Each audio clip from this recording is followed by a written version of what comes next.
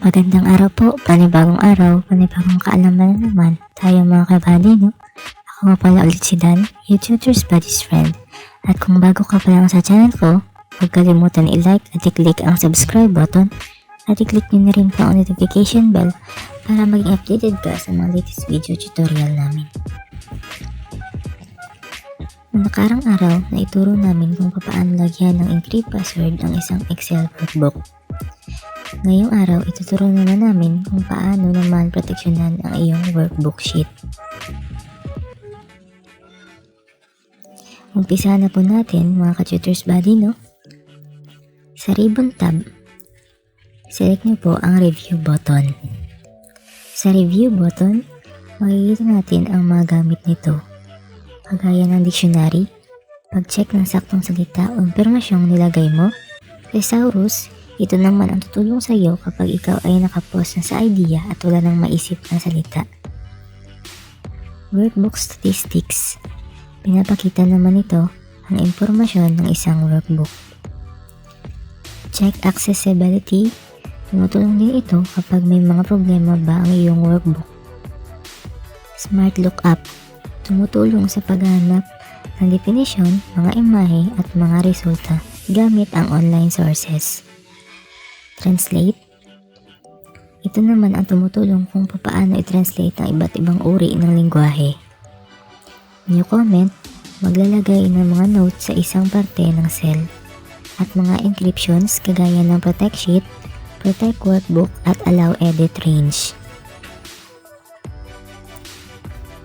Since worksheet ang kailangan nating proteksyonan, select po natin ang protect sheet.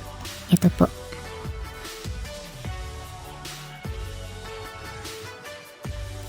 Sa protect sheet, may lalabas po na dialog box. Sa dialog box po, makikita natin ang iba't ibang uri ng restrictions. Bakit nga ba may mga restrictions? Upang para maiwasan ang pagbabago at hindi pagtanggal ng mga detalye at impormasyon na nilagay mo. Pumili ka lang ng restrictions at i-check ang checkbox. Halimbawa nito. Gusto kong hindi pwedeng mag-add, delete ng rows at column. Check nyo po itong insert row, column at delete rows. Gusto ko rin wag i-format at edit yung format ng impormasyon ko. Click nyo lang po yung format cell, column at rows.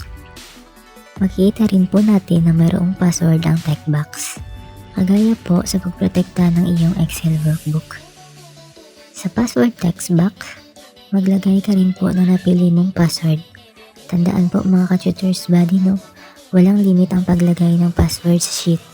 Siguraduhin lamang na huwag mong kalimutan ito sapagkat di na ma-retrieve ni Microsoft yung nakalimutan mong password. Click nyo lang po ang OK, then mag-re-enter ulit ng password at click OK. So ayun, subukan natin mag-insert at mag-delete ng column at rows sa sheet. Halimbawa po. Ayun, may lumabas na dialog box. Sinasabi dito na hindi ka pwede mag-add at mag-delete sa sheet sapagkat may protection ito. So, paano naman ngayon i-unprotect ang workbook sheet? Sa review tab again, protect area, select niyo po ang unprotect sheet. Ito po yun. Click niyo lang po, then may lalabas ulit na dialog box. Type niyo po ang password, then click OK. So ayun, pwede ka na maka-edit at makapag-add at delete sa sheet sapagkat wala na itong proteksyon. Mayroon ding madaling paraan para ma-protect at mag-unprotect ng iyong sheet. Gamit ang iyong mouse o mousepad, right-click niyo po ang sheet 1, ito po yun ang credit 1. Select niyo lang po ang protect sheet, pumili ng restrictions, maglagay ng password, select OK. Re-enter ulit ng password at click OK.